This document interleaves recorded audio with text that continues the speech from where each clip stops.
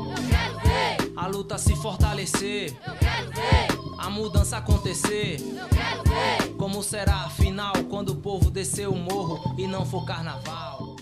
Olá, está começando o programa Eu Quero Ver, produzido pela Central Única dos Trabalhadores de Alagoas.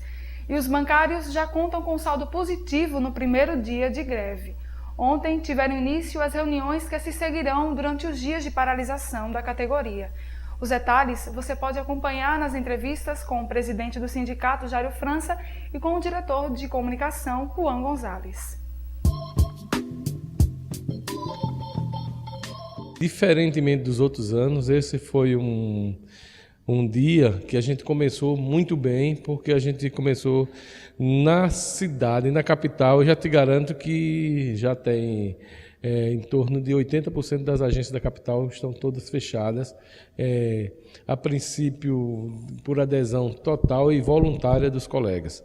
Nós já fizemos um apanhado até agora e a gente já tem alguns relatos de Arapiraca, por exemplo, que está 100% fechada, Penedo, apenas uma agência ou aberta. Então, para nós, o dia de hoje já podemos considerar vitorioso. Não tivemos um apanhado ainda de todo o estado, mas algumas agências não chegam, que algumas cidades já fecharam. Banco do Brasil, Caixa Econômica, a gente está para averiguar o restante dos bancos. E isso demonstra o clima de insatisfação dos bancários e o clima também de vontade de lutar, que ainda permanece, apesar de eles serem tripudiados no dia a dia pelos banqueiros. Bom dia ao telespectador do programa Eu Quero Ver. O movimento bancário, a greve dos bancários começou hoje, em todo o país. E aqui em Alagoas, a adesão no nosso estado é muito boa. A gente conseguiu parar pouco mais de 80% das agências. Tem uma certa dificuldade porque a gente não tem a quantidade suficiente de bancários para formar o pelotão de convencimento, que é aquele pelotão que a gente conversa com os companheiros, mostrando a eles a importância do movimento que a gente faz, que é reivindicando nossa melhoria de salário. Então, hoje, a gente acredita que por ser o primeiro dia, a gente conseguiu fechar mais de 80% das agências bancárias no estado de Alagoas. Na verdade, a semana passada, a gente já tinha decretado a greve por tempo indeterminado a partir do dia de hoje, a partir de 0 hora do dia de hoje. Ontem a assembleia, na verdade, foi só uma assembleia organizativa. A gente fez toda uma preparação de como iríamos agir hoje, nesse primeiro dia e no decorrer dos dias, né? A greve é por tempo indeterminado, a gente desde o dia 1º de agosto que a gente negocia com os patrões e, na verdade, eles apresentaram uma proposta irrisória e aí o movimento entendeu que eles podem melhorar essa proposta diante dos lucros que os bancos têm. E, na verdade, o trabalhador, quando esgota o processo de negociação, ele tem que buscar o seu direito através do movimento que é a greve. E hoje os bancos, está parcialmente aberto, está todo completamente fechado? Como é que está funcionando nos bancos? As agências bancárias estão todas fechadas. O movimento parcial que existe são os caixas eletrônicos, os correspondentes bancários, e esses ficam funcionando. Mas as agências, elas estão fechadas. Né, os funcionários, eles não estão dentro da agência, apenas o administrador e o gerente geral, e a greve é forte e não tem atendimento dentro das agências. Agora fora, no correspondente bancário e na casa lotérica, né, que de uma certa forma isso na verdade veio para ajudar ainda mais o banqueiro, diante dos lucros que o banco tem, ele terceiriza todo esse serviço e acaba enfraquecendo o movimento dos trabalhadores que estão reivindicando por melhores salários. E qual foi a proposta dos bancos que os bancários rejeitaram? A gente pediu na mesa de negociação 10,25, que é a inflação, né, o cálculo da inflação que deu 5,25, mais 5% de ganho real. A maioria dos bancos, os 5 maiores bancos, os maiores bancos do país, tiveram lucros acima de 25 bilhões. E a gente pediu apenas 5% a mais do que a inflação já corroeu. E eles ofereceram 6%. Ou seja, 0,50 e poucos por cento de ganho real. Então, assim, um valor irrisório diante dos lucros que os bancos têm. Esse banco, por exemplo, o Bradesco, teve um lucro no primeiro semestre de 5,8 bilhões. Provavelmente esse valor no final do ano ele dobra. Então, diante de tantos lucros, lembrando também a população que 100% dos bancos hoje já pagam sua folha de pagamento com as tarifas que cobra do cliente. né? O Itaú, por exemplo, ele arrecada uma folha e mais 60% da folha seguinte. Então a gente entende que os bancos podem atender às reivindicações dos bancários. Todo final de semana você está convidado a assistir o Doc CUT, espaço reservado para documentários produzidos pela CUT Alagoas e entidades parceiras. A cada mês você confere um documentário novo com os mais variados temas. Doc CUT todos os sábados às 11h30 da manhã e aos domingos às 1h30 da tarde. TV Com, 10 anos de compromisso com a sociedade.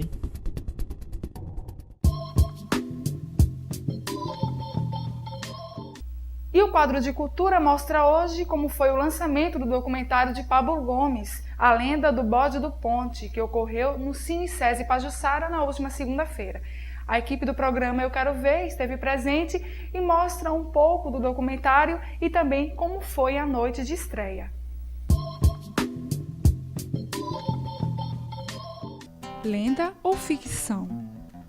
Tudo começa em pleno século XIX, tempo em que viveu o malvado senhor do Engenho Ponte. Na época, este engenho ficava na região conhecida hoje como Porto de Pedras. Diante das muitas maldades cometidas por esse senhor, dentre eles a de enterrar seus escravos vivos, ele teria recebido uma espécie de maldição que o acometeria por toda a eternidade. A partir desse contexto, o mistério foi criado. O bode do Ponte até hoje é temido por muitos. Na praia de São Miguel dos Milagres, encontram-se as ruínas do que fora a sua residência em tempos remotos. Mas não só o tempo destruiu a casa.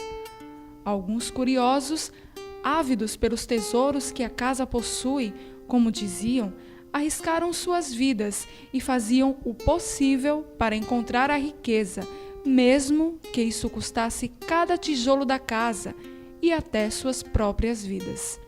Essa é mais ou menos uma das versões da lenda. O curioso é que ela é acreditada até hoje, e muitos encontram nisso o motivo para preservar a cultura de São Miguel dos Milagres, sobretudo as ruínas da casa. Foi então que o documentário A Lenda do Bode do Ponte foi feito, para que incentive a manutenção dos costumes tradicionais e que as autoridades locais deem importância aos seus patrimônios. O lançamento do filme foi um sucesso, o que confirma a popularidade da lenda.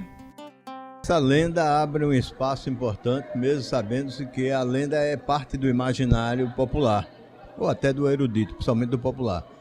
Mas abre-se como um espaço importante de discussão sobre memória. Eu acho que o documentário fez uma observação bastante importante quanto a isso, né? Dá para você trabalhar em sala de aula e fora dela a questão da relação do que foi a escravidão em si, né? Ou como processo histórico em si, né? Dá para você trabalhar ideologia, né? Filosofia ou história, né? Dá para você trabalhar tradição, né? A questão da modernidade, a questão justamente de que forma essas tradições culturais dessa região norte de Alagoas, como de outras regiões de Alagoas, precisam ser melhor trabalhadas, não só pelo trabalho que o menino fez do documentário do Bode do Ponte, mas de outras espalhadas pelo estado de Alagoas que ainda não foram devidamente exploradas. Bom, eu já conheci a cidade, fui turistar lá, assim, achei lindo, assim, e não sabia da lenda. Aí eu soube através do Pablo, e aí ele pediu de encomenda a música e eu fiz, assim, me envolvi com o projeto.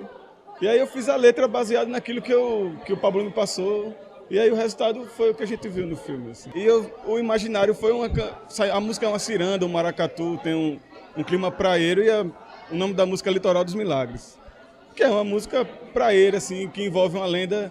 É engraçado que é uma lenda de fantasma, mas na praia, né? A praia que você não associa tanto ao lance fantasmagórico, assim. Eu tentei assimilar esse lado colorido da praia, do sol, com a coisa do fantasmagórica também. Então a música tem esses dois climas, assim. Você acredita que essa lenda possa ter sido verdade? Eu não duvido, mas as pessoas... Eu vi pessoas aqui dizendo que não apareceram no filme, mas que acreditam, que viram, que ouviram, né? Bom, eu não duvido não, viu? Pode ser aí, de repente. Olha, estou ouvindo alguma coisa. Foi um documentário que eu achei muito importante, muito bom, porque ali algumas pessoas não acreditam em visagem, nisso e aquilo. Mas para a história ser preservada, o que acontece? Que as criançadas, eles vão pensar mais direito, eles vão pensar, ou vão acreditar ou desacreditar naquilo que eram as pessoas de antigamente. Hoje a criançada confia mais no computador do que numa história de Trancoso. E a gente tem que conviver com isso. Você, enquanto editor do filme, o que você tem a dizer da sua experiência que você teve ao longo de todo esse tempo, produzindo, ajudando e também ouvindo, escutando sobre a lenda? Então, esse filme, quem fez a montagem foi o Pablo. Ele mostrou como que deveria ficar as sequências e eu fui fazendo a refinagem, fui fazendo os cortes, fazendo os melhoramentos, né? Editei o áudio também e algumas coisas a gente acrescentou, coisas que na cabeça dele ele achava que não deveria entrar, eu achei que deveria. Então a gente fez essa discussão e eu junto com ele a gente foi montando, né, foi editando e deixamos do jeito que ele está aí, que é a parte final, né? E que deu foi um longo período de trabalho, né? Para mim, eu acho que foi cerca de 8 meses de edição, fora o período que o Pablo teve para montar. Foram mais de 18 horas de filmagens brutas, né? E o filme completo deu 1 hora e 17 minutos, o que é uma coisa muito... Um trabalho muito grande, né? Foi um trabalho muito detalhado que a gente fez, com muita observação, né? Cortando, melhorando e observando, dando para outras pessoas observar, para dar opinião, para a gente tentar buscar fazer um filme de qualidade, no máximo de qualidade possível, sem ter muita estrutura financeira. Onde estaria a verdade dessa lenda, digamos assim? Olha, a verdade dessa lenda está exatamente na tentativa da sociedade, do povo, né? Do pensamento popular em resistir à violência, à dominação. Então, estaria exatamente nessa tentativa de preservação da memória. Como eu falei no próprio documentário, a questão do mito, né? Então, o mito é uma forma de resistência. Então, o povo da região norte, sob a dominação ferrenha do senhor de engenho, criou esse mito como uma forma de resistência para preservar para as novas gerações essa referência do que é a perversidade do dominador, né, da exploração do capital e principalmente num regime de escravatura como era aquele, né, há 150 anos atrás no Brasil. Qual seria a importância desse documentário para a sua carreira de diretor? Você está feliz hoje, um evento de lançamento? Queria que você compartilhasse com a gente esse dia. Bem, esse é meu primeiro longa-metragem, né? Foram 2 anos de produção. Para mim, eu não fiz esse filme especificamente para minha carreira. Eu tinha essa dívida com a lenda, com a São Miguel dos Milagres, porque eu me encantei quando era criança. Então, eu queria que as pessoas sentissem o mesmo que eu. Eu queria contar aquela história, não só mostrá-la para o mundo, né? Porque o cinema pode fazer isso com o cinema, né? O cinema é capaz de fazer isso, você pode colocar histórias no mundo todo, e a minha intenção é essa, mas não só de imortalizar a história, né, como eu falo até no filme, mas também de ter essa história para sempre, né? Essa história que eu senti quando era criança, para mim um dos momentos mais emocionantes é quando um cantor lá em São Miguel disse que essas histórias que encantaram quando criança. Para mim aquilo toca muito no meu coração, porque eu quando era criança eu escutava essa história na roda de crianças. Você não vê mais crianças sentadas em volta na rua contando histórias de terror, porque eu acho que isso é importante para a imaginação da criança. Esta edição do programa Eu Quero Ver fica por aqui. Para você rever todas as nossas matérias, acesse o nosso blog euquerovercult.blogspot.com e também a nossa página no Facebook, programa Eu Quero Ver. Também envie-nos e-mail com sugestões de pauta através do euquerovercult@gmail.com. Tenham todos um ótimo dia e até amanhã. Eu quero ver a luta se fortalecer, eu quero ver a mudança acontecer. eu quero ver Como será a final quando o povo descer o morro e não for carnaval?